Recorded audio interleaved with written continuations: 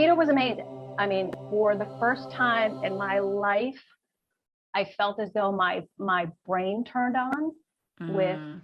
including more fat in my diet, because I everything get had that. been low Low fat. fat.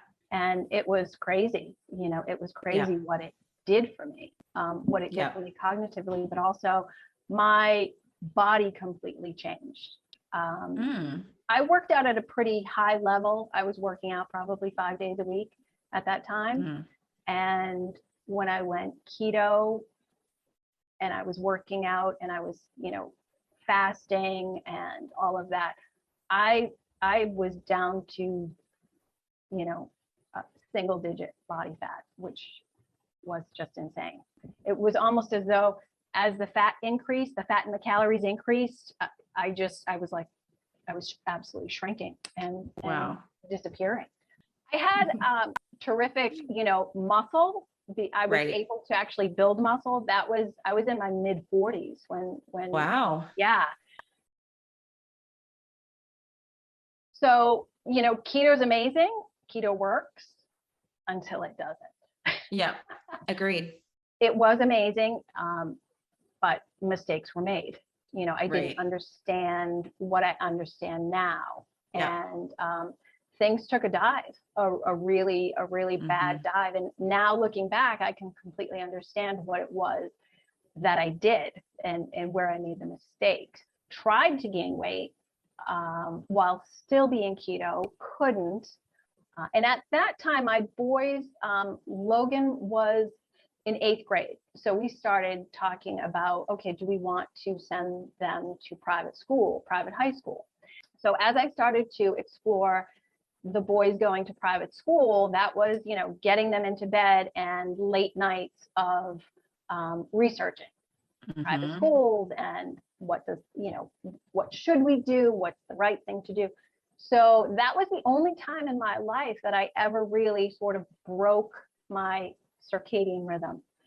And I was staying up until probably 2 a.m.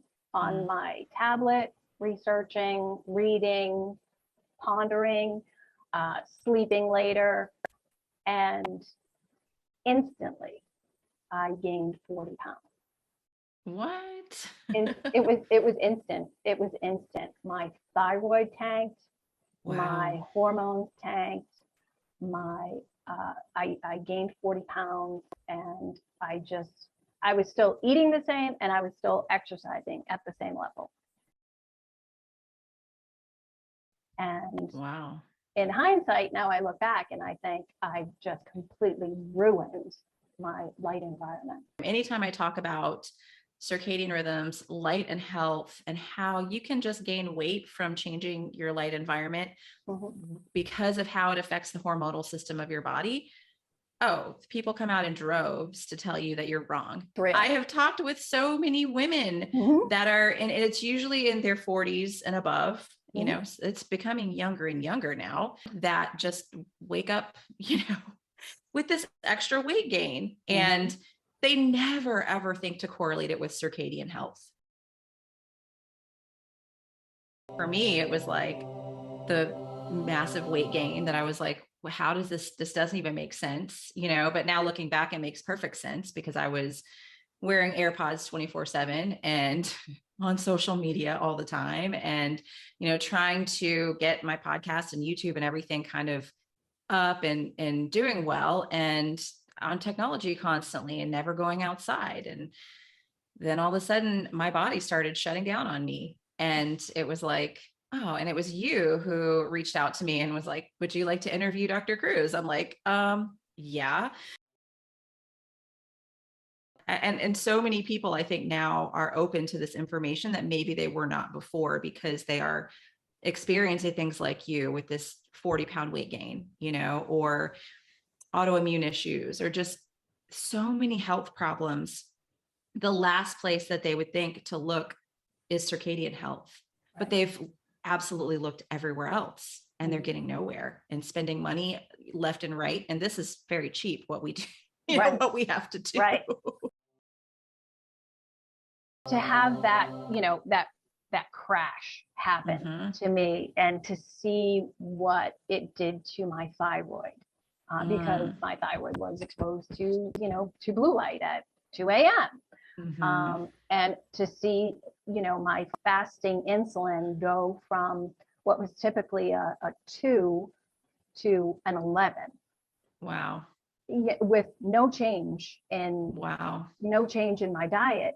But what really concerned me was to see my HSCRP go from a 0.5 to a 4. Oh, wow. Very, That's very problematic. yeah, Yeah. very inflammatory. And I just, immediately was like, something isn't right. I need to course correct quickly. Immediately, it was non-negotiable to get AM sunlight, to be out at sunrise every day. Not just waking up at that time, but being outside at that time every day. And then, from there, just making the conscious decision, the educated decision, to make sure that I was spending every afternoon, every lunch hour outside, and also being extremely mindful of my light environment at night. As I started to do those things, things, started to come around. That's when I really explored carnivore at that time as well. And so I think that really helped to sort of course correct some of what was happening. It definitely was more so the light environment. Yep. And then, adding in that food component of carnivore that I think really just got me back to myself. And my kids have had the blue blocking glasses most of their lives. I mean, most of their lives. And also, as my kids were growing up, video games, television, things like that. I mean, we live in a great neighborhood, tons of kids, mostly boys. So they were always outside, always playing. There was always some sort of a sports game happening. Games, video games, my kids weren't exposed to them until, probably those middle school years. I mean, elementary school, like second, third grade kind of thing. Yes. But we had very strict rules in this house that they could not game during the week, and they could only game Saturday and Sunday mornings until noon. That was it. And we never broke that rule. They also were not allowed to video game during the summer or during school vacations.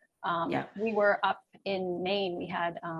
We go up to my dad's house on the lake every summer, and we, over the past few years, we take an entire carload full of boys, teenage boys, and we're up there a couple of years ago. And one of Logan's friends, the first day we were there, he had sunglasses on all day. I didn't say anything.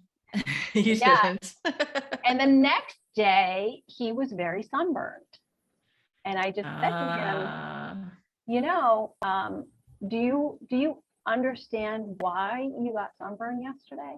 And he said, well, yeah, I forgot my sunblock. And I said, no, actually, there's a much more interesting reason. And I explained to him about the sunglasses and exactly what that did. And I said, you essentially, you're, getting a tan, melanin in your skin is what, protects you. And I said, you sort of block that natural signal from the sun when you're in a strong UV. And I said, you basically, left yourself vulnerable. And he just looked at me and he said, well, that makes sense. Wow. And I said, yeah, it does. And I never saw him with the sunglasses on again. I've worked with a number of people, and, helping them with their kids.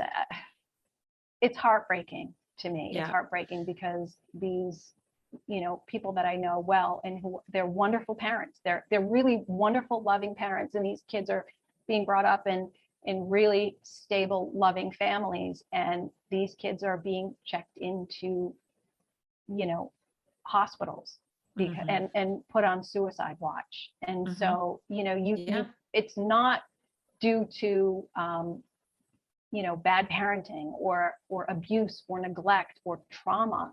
And it's absolutely heartbreaking. And, you know, just helping them to educating them on what they need to do for their kids, and also, you know, talking to the kids and explaining to them, your brain is being hijacked every day. I'm on duty, guys, you know, make sure you have your glasses on, you know, make sure your phone's down here on the counter, in airplane mode. You know, I have the Faraday pouches.